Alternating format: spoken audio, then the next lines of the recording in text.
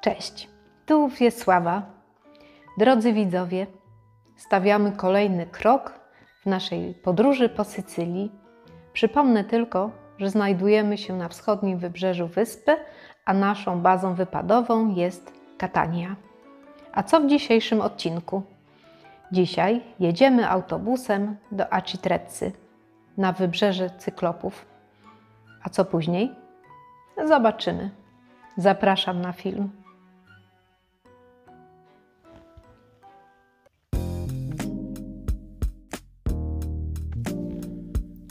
Startujemy z Piazza Stescicoro. Dzisiaj naszym środkiem lokomocji jest autobus. Tutaj należy dodać, że na Sycylii podróżowanie autobusem, zwłaszcza komunikacji miejskiej, jest nie lada przygodą i wyzwaniem, ponieważ nie obowiązuje tutaj rozkład jazdy, do jakiego jesteśmy przyzwyczajeni. Na przystankach jest tylko plan trasy i teoretycznie autobusy powinny kursować co 25 minut. To tylko teoria, bo w praktyce po prostu trzeba przyjść na przystanek i cierpliwie czekać. Dzisiaj zajęło nam to około 40 minut, ale czekając jest czas przyjrzeć się codziennemu życiu Katańczyków, a później z okien autobusu obejrzeć miasto poza historycznym centrum.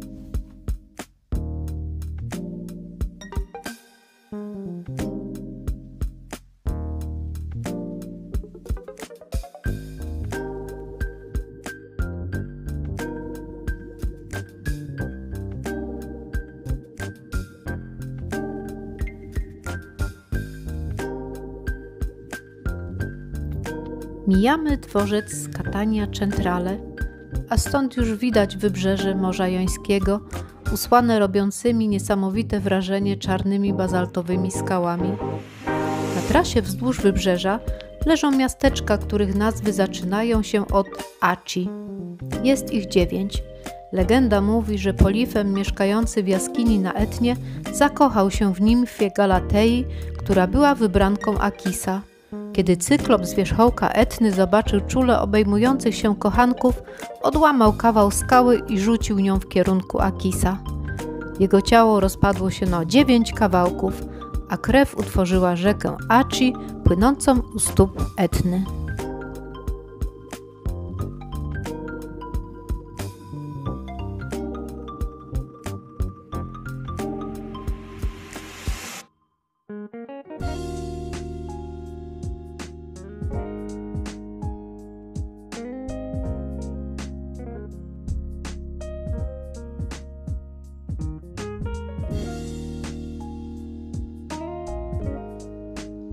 Mijamy pierwszą miejscowość Aci Castello z bizantyjską twierdzą na ogromnej bazaltowej skale.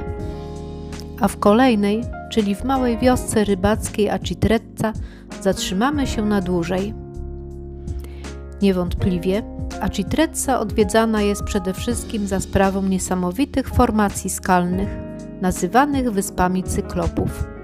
Według legendy wyspy miały powstać ze skał, którymi Cyklop Polifem miał rzucać w statek Odyseusza. Wiadomo jednak, że wysepki powstały w wyniku podwodnych erupcji lawy zastygającej w wodzie.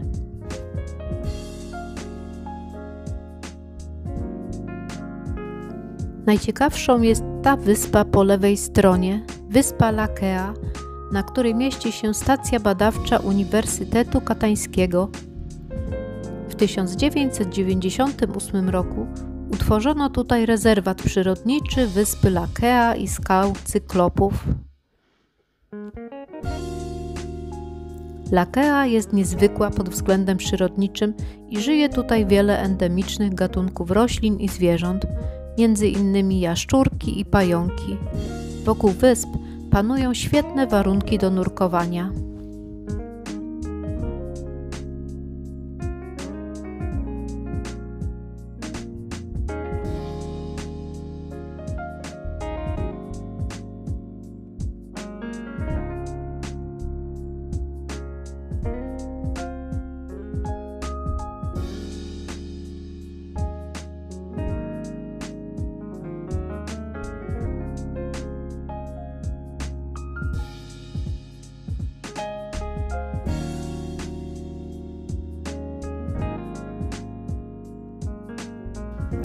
Jest jakaś magia w tym pejzażu, że naprawdę można wpatrywać się weń godzinami.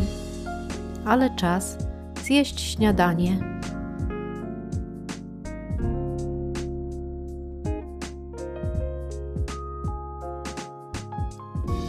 Tuż przy nabrzeżu znaleźliśmy pasticcerię z widokiem oczywiście na Faraglioni dei Ciclopi.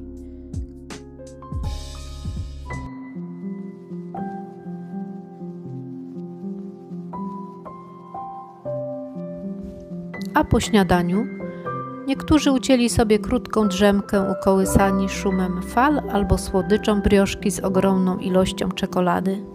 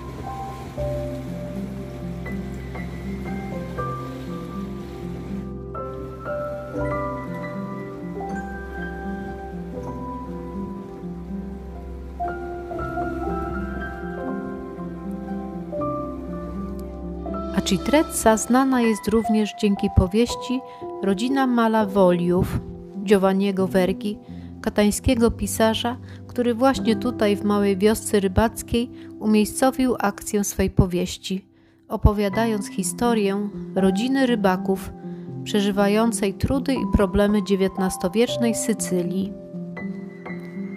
W 1948 roku Luchino Visconti nakręcił film na motywach powieści Vergi pod tytułem Ziemia drży.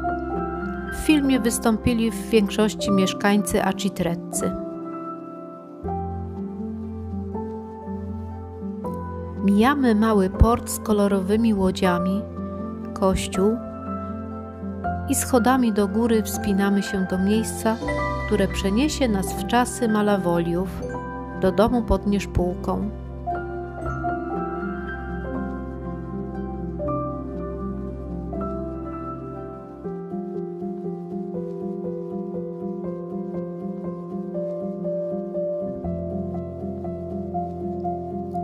W muzeum widzimy odtworzony fragment domu typowej rodziny rybackiej z wieloma sprzętami domowymi, jak również z przedmiotami używanymi do połowu ryb, czyli linami, sieciami, włokami.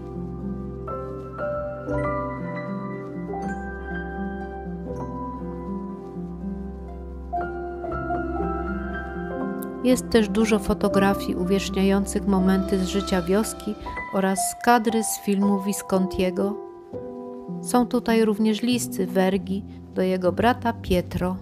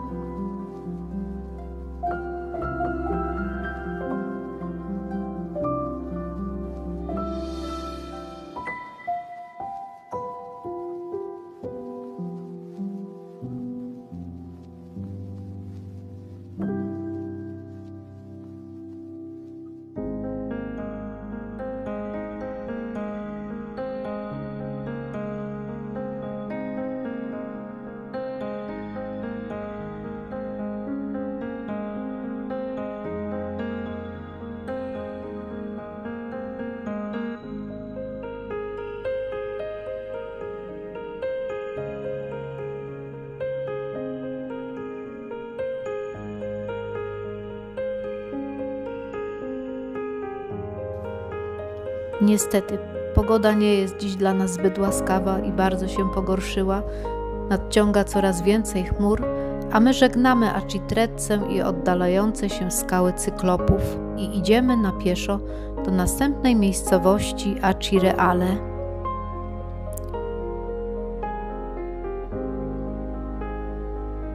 Przed nami 5 kilometrów wędrówki wśród ogrodów cytrusowych i innych upraw. Na rogatkach miasta wita nas widok na ośnieżoną Etnę.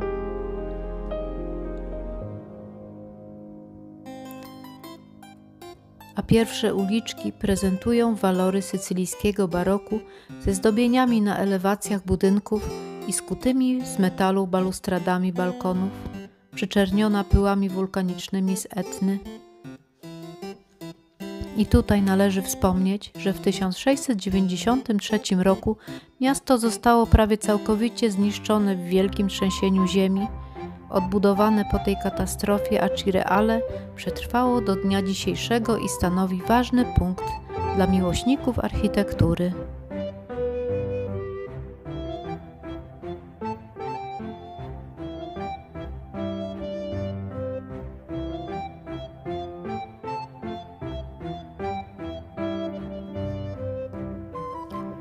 Dochodzimy do Piazza Leonardo Vigo, przy którym stoi bazylika San Sebastiano z barokową fasadą i posągami postaci ze Starego Testamentu.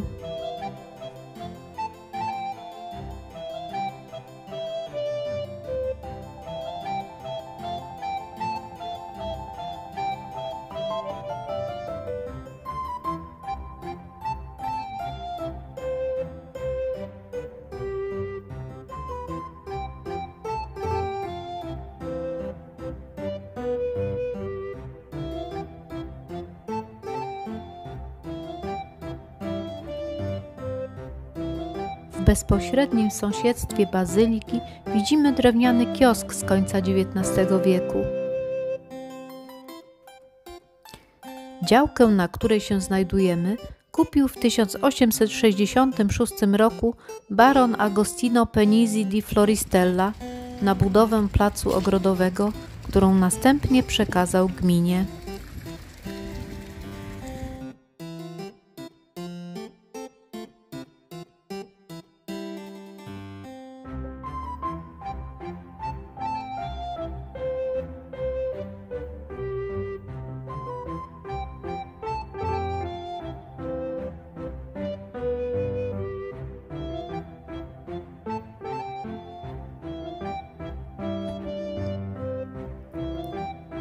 Ale głównym placem miasta jest oczywiście Piazza Duomo.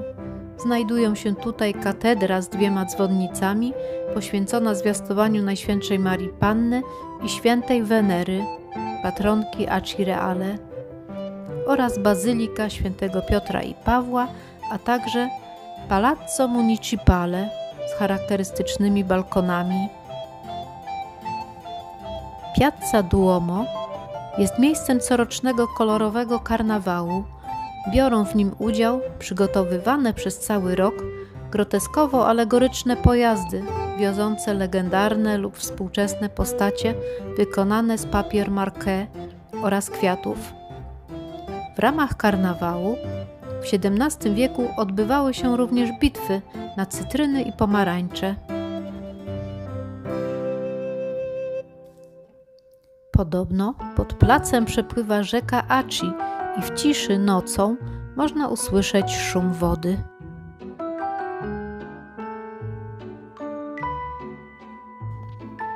Opuszczamy centrum miasta i urokliwymi uliczkami idziemy na punkt widokowy, skąd można dojść na plażę Spiaggia del Mulino.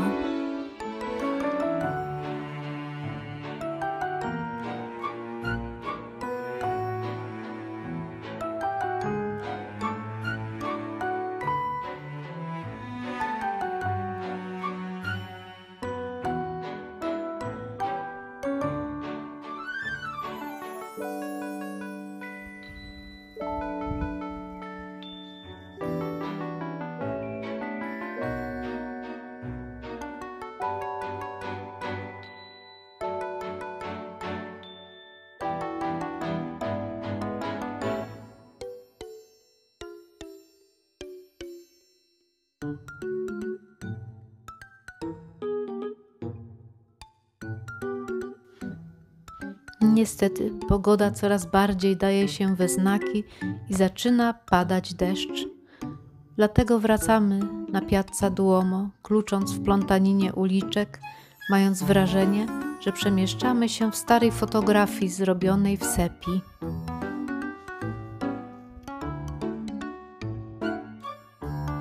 Jemy kolację w jednej z restauracji przy Piazza Duomo, ale zrobiło już się bardzo późno, więc okutani w peleryny przeciwdeszczowe idziemy na dworzec i do Katanii wracamy pociągiem.